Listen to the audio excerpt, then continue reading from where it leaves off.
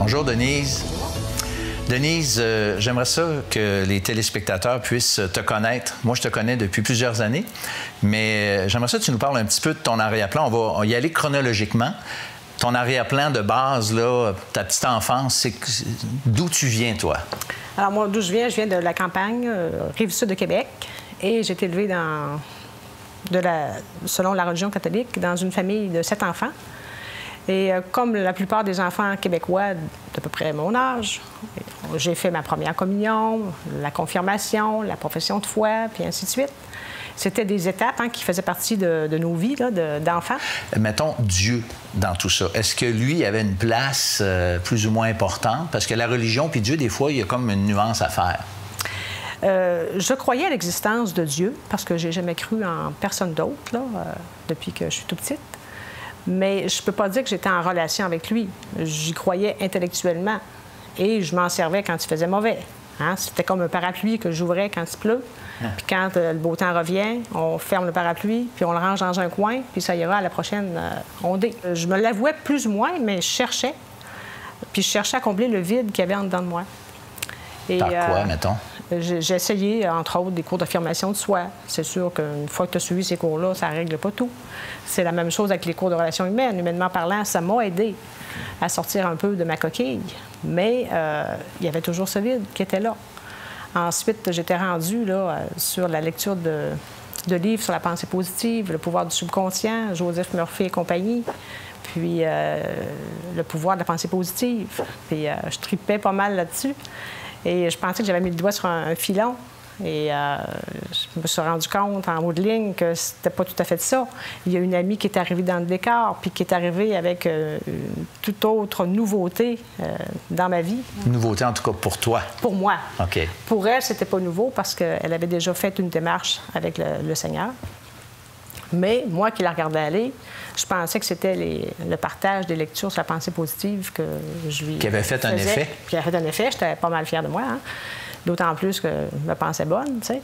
Alors, je me suis rendu compte, quand on a conversé un peu, elle et moi, ensemble, un certain soir, en faisant la vaisselle, que c'était pas tout à fait les lectures sur la pensée positive qui l'avaient transformée. Elle me demande comme ça, à brûle-pourpoint, elle dit « Où est-ce que tu penses que tu vas aller quand tu vas mourir? » Ben, j'ai dit « Moi, une bonne petite fille comme moi, pas tuée, pas volée, je suis bonne pour le ciel. » On les a dit, les critères, hein? Alors, elle dit « Dépendant de ce que tu auras fait de Jésus-Christ, ici-bas, si tu t'en occupais, oui, tu vas aller au ciel avec lui pour l'éternité.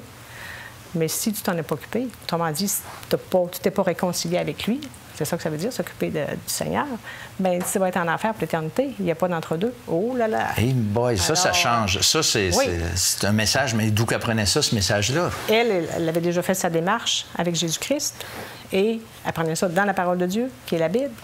Et ça m'a remis en question. Il a fallu que je laisse mon orgueil de côté puis que je remplace ma mauvaise base par la bonne base qui est Dieu. Okay. Et ça m'a amené à me genouiller un soir du mois de novembre 1981 et à dire à Dieu, bien, tu vois ce que j'ai fait, j'ai essayé ci, j'ai essayé ça, puis ça comble toujours pas le vide. Alors j'ai dit, toi, prends ma vie en main puis fais-en ce que tu veux.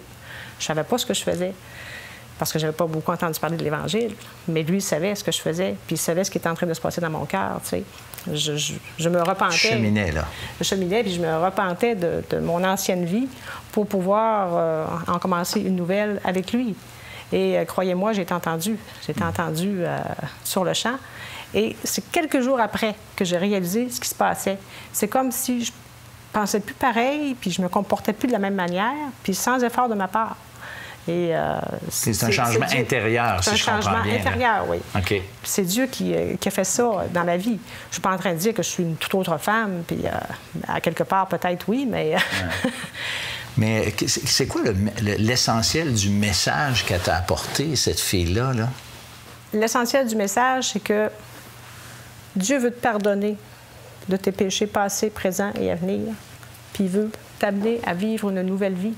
C'était ça un peu. Et j'avais à me repentir de cette ancienne vie pour en commencer une nouvelle. Il y a un U-turn qui s'est passé. C'était pas un 360, c'est un 180. Okay. Parce que le 360 nous fait revenir à la même place, hein, on s'entend? Alors, c'est de ça qu'elle m'a fait prendre conscience. Puis, si je construisais mon existence sur la bonne base, j'étais sûre d'avoir la bonne destinée à l'autre bout. Mais c'était pas comme ça que j'étais partie. Moi, je croyais comme au salut par les œuvres. Je suis bonne, je suis fine, je suis belle, let's go au ciel. Hein? Mais c'est pas de même ça marche. Là. OK. Puis qu'est-ce que ça a changé, ça, concrètement, j'imagine? Qu'est-ce que ça a changé? Bien, ça a changé ma destinée, premièrement. Ça a changé beaucoup mes pensées. De quel ordre que ce soit, il y a eu toute une transformation qui a débuté et qui continue encore. Tout un ménage qui s'est fait, qui continue de se faire, entre autres. Ensuite, ça a changé mes priorités, mon emploi du temps. C'est sûr que je ne fais plus ce que je faisais avant de connaître Dieu. Si je veux être cohérente avec ce que je dis, je ne peux plus faire ce que je faisais avant de connaître Dieu. C'est pas que je faisais des affaires épouvantables, mais les intérêts n'étaient pas les mêmes. Je n'occupais pas mon temps de la même manière, et ainsi de suite. Puis par rapport à l'au-delà? Par rapport à l'au-delà, bien là, je suis sûre d'aller à la bonne place.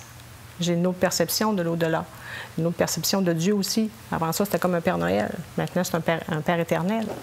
Et j'ai l'assurance que si j'étais terrassée par une crise cardiaque pendant cette entrevue, je ne te le souhaite pas, mais je vais aller en présence de Dieu pour l'éternité. Ça, je suis sûre de ça, Dieu comme Père. Puis ça, c'est basé sur? Sur la parole de Dieu, ni plus ni moins. Le verset qui dit « Car Dieu a tant aimé le monde, qu'il a donné son Fils unique, afin que quiconque croit en lui ne périsse point, mais qu'il ait la vie éternelle. » Ou encore, je suis la vérité, le chemin et la vie. Nul ne vient au Père que par moi. Alors, j'ai compris, je ne peux pas passer par ailleurs que par là. Okay. Alors, c'est comme ça que ça s'est installé dans ma vie, que ça a grandi de jour en jour. C'est bon. Bien, merci beaucoup, Denise. J'apprécie beaucoup. Je vous en prie, je vous en prie. Vous aimeriez entendre le témoignage d'autres personnes transformées par le message de l'Évangile? L'heure de la bonne nouvelle vous invite à participer à l'un des nombreux déjeuners de l'espoir. Ces déjeuners ont lieu dans plusieurs restaurants réputés de la province et vous sont offerts gratuitement. Pour connaître les détails concernant l'endroit, la date et l'heure pour votre région, composez le numéro sans frais 1-866-509-1319. Vous pouvez également consulter le site web www.déjeuner.org. Merci d'avoir été des nôtres. En espérant que le message de l'Évangile présenté dans cette émission vous a fait réfléchir, je vous donne rendez-vous la semaine prochaine pour une autre émission de l'heure de la bonne nouvelle. Vous voulez approfondir votre réflexion suite à cette émission? L'heure de la bonne nouvelle vous offre gratuitement un exemplaire du Nouveau Testament ainsi que le recueil de méditation quotidienne Bonne Semence. Pour recevoir le tout, écrivez-nous et faites-nous part de vos commentaires à l'adresse suivante. L'heure de la bonne nouvelle, casier postal 26006, Trois-Rivières, Québec, G8Y7M1. Vous pouvez également nous rejoindre par courriel info@hbn.ca. La série complète sur DVD vous est offerte tout à fait gratuitement. Pour commander, écrivez-nous à l'heure de la bonne nouvelle, casier postal 26006, Trois-Rivières, Québec, G8Y7M1. Vous pouvez également le faire par courrier électronique à info@hbn.ca.